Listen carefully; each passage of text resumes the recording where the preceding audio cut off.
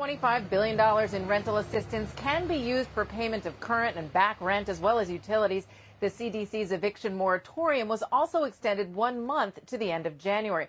But experts say it's just not enough. Moody's chief economist Mark Zandi notes that about 8 million renter households already owe up to $25 billion in back rent, and that's not including utilities and late fees, and says nothing of January's rent.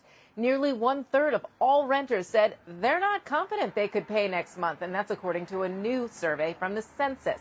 Shanetta Malkia is a property manager in D.C., where she says the majority of her renters are behind. For landlords, she calls it horrific.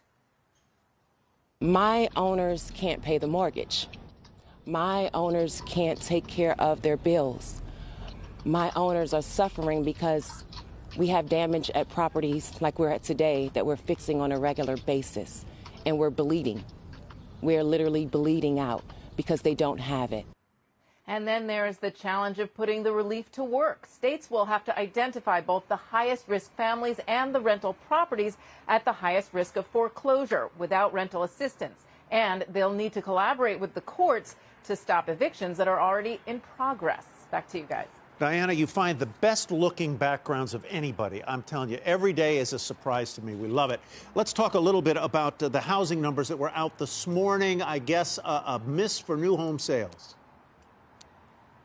Yeah, a big miss, Tyler. And sales of newly built homes came in much lower than expected for November, and October was actually revised lower. So the issue is not so much about demand as it is about supply and affordability. On supply, the inventory of completed, ready-to-occupy homes down 43% annually in November to just 43,000 homes. That might sound like a lot, but it is not in the housing market.